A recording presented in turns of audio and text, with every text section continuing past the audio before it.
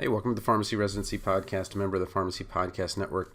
I wanted to just give you a quick update on the Pre-Residency Audio Academy. I've added a little bit to it, and then talk a little bit about letter of intent. But the big thing I want to talk about today is financial freedom, and I'm going to address the coming recession in another episode, but I didn't want to start with that one and seem negative. It's actually the other way around.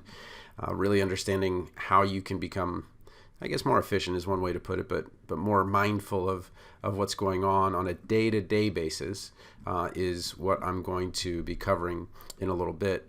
And what I'm going to do is I'm going to call these the Less Stressed Pharmacist episodes, just because by being mindful of a number of areas in your life, your health, your finances, and those types of things, I just know that it just makes things a little bit easier as you're coming home to work in residency. So let's just start off with, again, the Pharmacy Residency Podcast courses. You can find them at residency.teachable.com. And in the Pre-Residency Audio Academy, what I've done is I've added a course, a couple of videos, two of them actually. One that CEO of Your Financial Pharmacist, Tim Ulbrich, has recorded. It's about an hour long, and it's an introduction to all of what you really kind of need to know as you're going from resident to becoming a practitioner. And then the next one I did was an interview with me and the real estate group, and what we talked about was really something that is 25 years later, because again, I graduated in 97, it's 2022, so 25 years later, how did I do? And a big part of the success and being able to pay for your kids' college and those types of things, if you're in that area, is some form of investment that you're comfortable with. And for me, it's real estate investment. I understand it. I was a real estate agent for a while, and it's something that I really enjoy, and I'm at the point where I just buy houses, pay them off, buy houses, pay them off. And that creates passive income and so forth and so on. So I just want to show you how to get to those. So you need to be in the Pre-Residency Audio Academy. And again, it's free to join.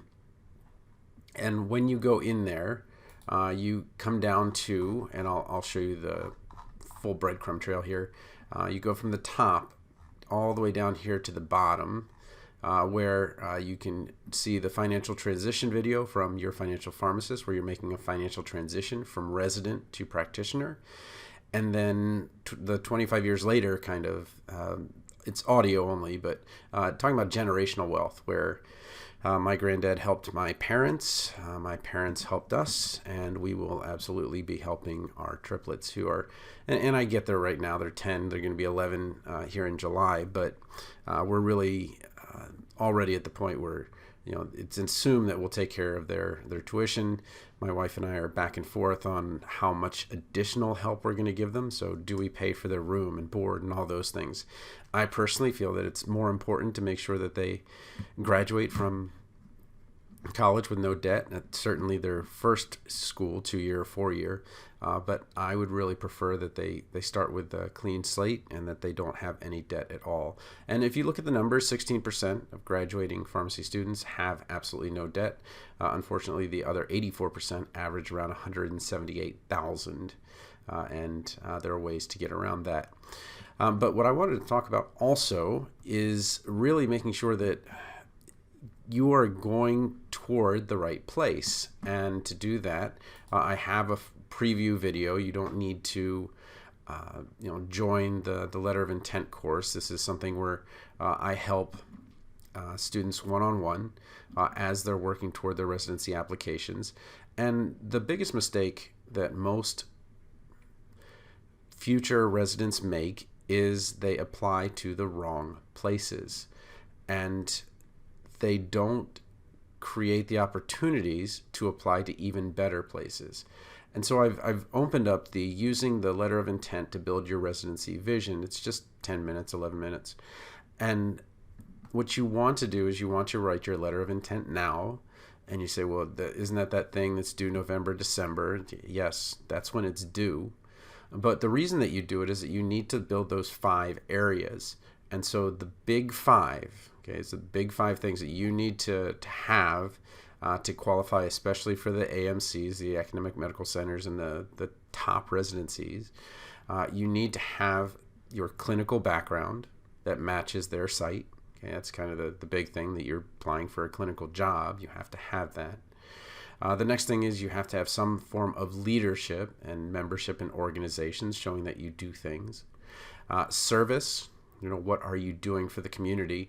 This is a lot bigger when you're talking about community residency, ambulatory care, a little bit less for AMC. The AMC expects the fourth one, which is going to be research. Okay, so making sure that you've got that component. And then the last one is teaching. Have you done teaching not only one-on-one with the patients that you're with, but have you been in the classroom? Have you been teaching? And that's what people come to me for. That's what they're happy with me is. It's a teaching rotation where we are in front of students 5 days a week in summer, which is really rare to have something like that, because when you talk about summer, generally professors are gone, like they're done. But here I have a full teaching docket. So on Monday, Tuesday, Wednesday, Thursday, and Friday, I'm teaching.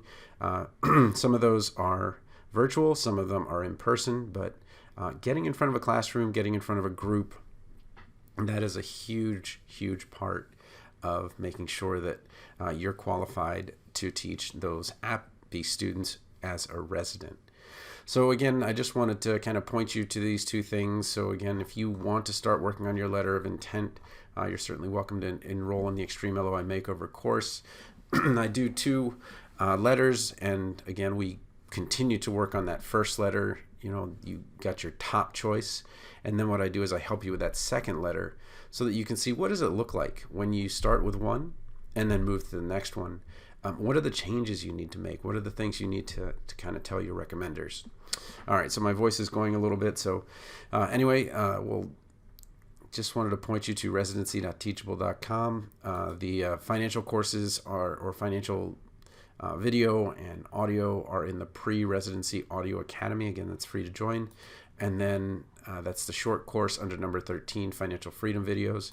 And then the LOI Makeover is one of the paid courses. But if you want to just look at the preview and just kind of see, okay, well, what's he talking about that I should write my letter of intent now in the middle of summer?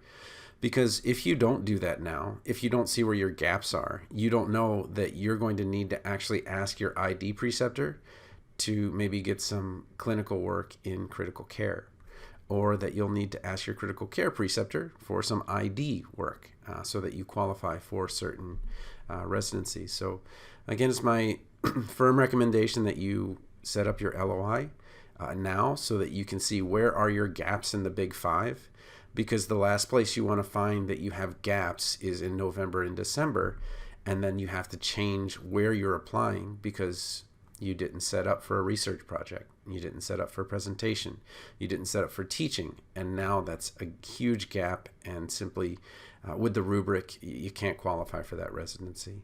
I know that residency match rates are good, but that doesn't mean that you're necessarily going to get the residency you want. Those residencies are still hundreds of applications where it's very difficult to get if you don't have a certain set of skills. All right, you need help from me, TonyThePharmacist@gmail.com. Otherwise, I will talk to you in a new episode.